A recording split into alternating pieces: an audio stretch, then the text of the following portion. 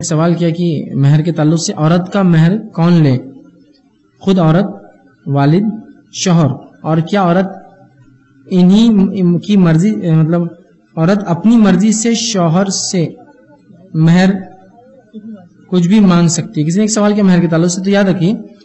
مہر جو عورت کا ہوگا انسان عموماً یاد رکھیے کرنا تو یہ چاہیے کہ نکاح طے ہو جائے تو مہر دے دیجیے آپ شادی سے پہلے دینا چاہیے اس کو، شادی سے پہلے،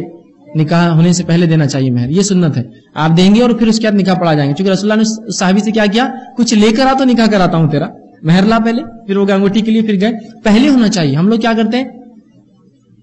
معجل اور موجل، تھوڑا شریعت نے جہاں موقع دیا تو چنگم کیسا کھینچ دیتے پورا، تھوڑے دیر کی تاخیر کے بعد بینک سے لا لوں گا، ابھی نکاح کر دو میرا، جلدی بینک سے لا کے دے دوں گا، ٹھیک ہے، گھر سے لاؤں گا، لاکر سے لاؤں گا، وہ سب چھوڑ کر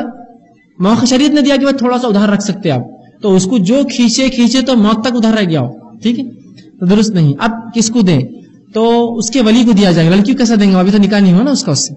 تو اس کے ولی کو لڑکا یا اس کے گھر والے آ کے دیں گے کہ بھائی آپ کی بچی کے لیے جو بھی ولی ہوگا یہ مہر رہا، اور وہ لے جا کر اس لڑکی کو دیں گا۔ مہر لڑکی کی ملکیت ہے۔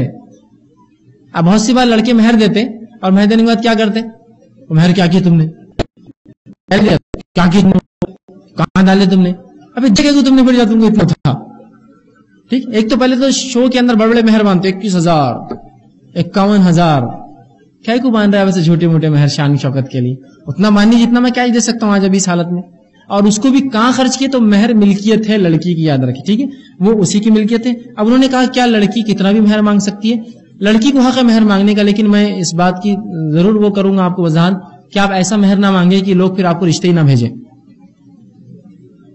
یہی وجہ ہے کہ ہم دیکھتے ہیں عرب ممالک کے اندر نکاح بہت کم ہوتے ہیں، بلکہ لوگ بوڑھے ہو جاتے ہیں تو بھی نکاح نہیں ہوتے ہیں، اس لیے کہ بولتے مہر کا پیسہ جمع نہیں ہوا۔ عورتیں فرمائش کرتی 2 لاکھ ریال مہر، کہاں سے لائیں گے 2 لاکھ ریال؟ 2 لاکھ روپے بھی بہت بڑی قیمت ہے، ریال اور مہنگا ہوتا ہے، 1.5 لاکھ ریال مہر، اس سے کم نہیں لیتے، تو وہ کام کرتے رہتا ہے، اخراجات ہی بہت ہوتے ہیں، اور وہ کبھی نہیں کر پاتا شادی کے لیے پیسہ جمع، ٹھیک ہے، ایسے مسائل ہوتے ہیں۔ تو میں یہ گزارش کروں گا کہ ہاں مہر آپ کا حق ہے، آپ بول سکتے ہیں، تو اتنا بولے کہ اس پہ بھی ظلم نہ ہو، وہ بھی دے سکے، اور ایک دیندار خاتون ظاہر سی بات ہے اس کے لڑکے کی دینداری کے اعتبار سے یہ سوچیں گے کہ بھائی رسول اللہ فرماتے سب سے بہترین نکاح وہ ہے جو